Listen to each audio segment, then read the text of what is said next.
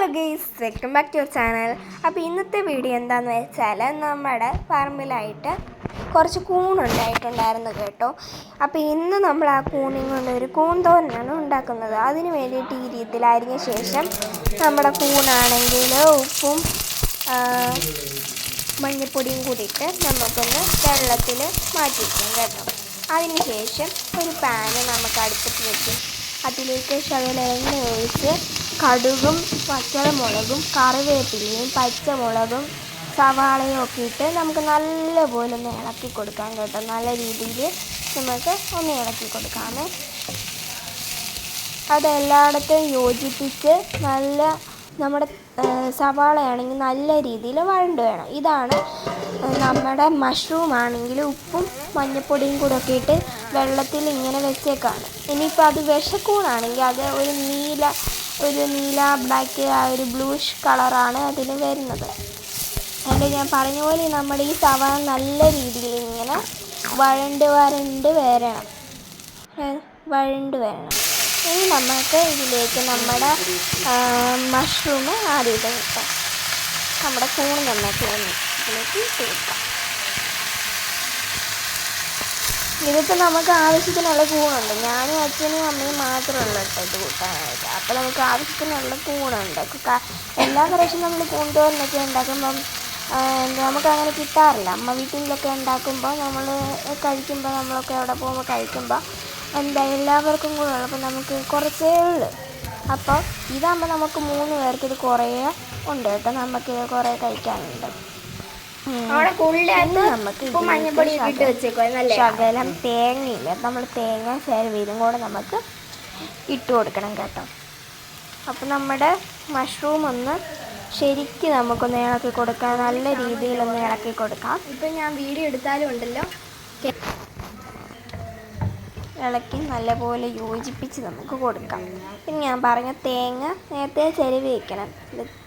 ചിരവിയ തേങ്ങയും കൂടെ നമ്മൾ ആഡ് ചെയ്ത് കൊടുക്കുന്നുണ്ട്. നമ്മൾ പിന്നെ ആ ഒരു സമയത്തല്ല ചിലവാറുള്ളൂ. നമ്മൾ നേരത്തെ എല്ലാം ഫ്രിഡ്ജിൽ ചിരവിയൊക്കെ വെക്കും കേട്ടോ. ഈ വെളുത്തുള്ളി ആയാലും കറിവേപ്പില ആയാലും മുളകൊക്കെ നേരത്തെ വയ്ക്കില്ല. അതെല്ലാം ഈ നമുക്ക് ആ ഒരു സമയത്ത് എടുക്കാനായിട്ട് നമ്മൾ ഫ്രീ ഉള്ള ടൈമിൽ ഇതൊക്കെ ഇങ്ങനെ ചെയ്ത് വെക്കുകയാണെങ്കിൽ നമുക്ക് ഭയങ്കര ഹെൽപ്ഫുള്ളാണ് കേട്ടോ.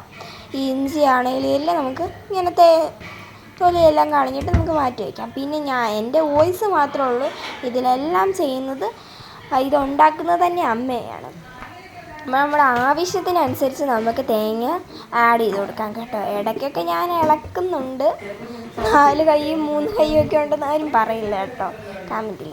പിന്നെ ഇനി നമുക്കിതിലേക്ക് ശകലം ഉപ്പ് നമുക്ക് ആവശ്യത്തിന് ഇട്ട് കൊടുക്കാം. നമ്മൾ മഷ്റൂം കഴുകിയപ്പോൾ ഉപ്പ് ഇട്ടിട്ടുണ്ട്, പക്ഷെ അതിൻ്റെ ഉപ്പ് ഇതിനകത്ത് ഇറങ്ങുമെന്ന് എനിക്കറിയത്തില്ല. എന്തായാലും നമ്മൾ ഈ ഒരു തോരനിലേക്ക് യാതൊരു വെള്ളം ഒഴിച്ചിട്ടില്ല കേട്ടോ. നമ്മുടെ കൂണിൽ തന്നെ ഇത് വെള്ളം ഇറങ്ങി വരുന്നുണ്ട്, എന്നിട്ടാണ് ഇത് വേവുന്നത് കേട്ടോ. ഇനി ഇതിലേക്ക് നമുക്ക് ശകലം മഞ്ഞൾപ്പൊടിയും ഗരം മസാലയും ഉപ്പും എല്ലാം ഇട്ടിട്ട് നമുക്ക് നല്ലപോലെ എല്ലാം കൂടെ നമുക്ക് നല്ല രീതിയിൽ മിക്സ് ആക്കി കൊടുക്കാം കേട്ടോ. നല്ല രീതിയിൽ നമുക്ക് എല്ലാം കൂടെ മിക്സ് ആക്കാം. ഇനി നമുക്ക് ഇത് കുറച്ച് നേരം വേവിക്കാനും കൂടെ വെച്ചാൽ പോരെ. വേവിച്ച ശേഷം നമ്മുടെ തോരൻ ഇവിടെ റെഡിയാവും കേട്ടോ. പിന്നെ വേണ്ടി ഞാനിത് നമ്മുടെ തോരൻ വേണ്ടി ഇവിടെ റെഡി ആയിട്ടുണ്ട്. നല്ല രീതിക്ക് ഇവിടെ റെഡി ആയിട്ടുണ്ട് കേട്ടോ. നല്ല രീതിയിൽ ഇവിടെ വെന്ത് വന്നിട്ടുണ്ട്. അതായത് കുറച്ചും കൂടെ വേവാനുണ്ട്. ഇത് ഹാഫ് വേവുകളാണ് കേട്ടോ ഞാനിതിടയ്ക്ക് കഴിക്കുന്നത്. ഒന്നും പറയാനുള്ള നല്ല ടേസ്റ്റ് ഉണ്ട് കേട്ടോ. നല്ല രീതിയിൽ നല്ല ടേസ്റ്റ് ഉണ്ട്. നിങ്ങൾ എന്തായാലും നിങ്ങൾക്ക് കൂൺ കിട്ടുവാണെങ്കിൽ ഇത് ട്രൈ ചെയ്ത് നോക്കേണ്ടതാണ്.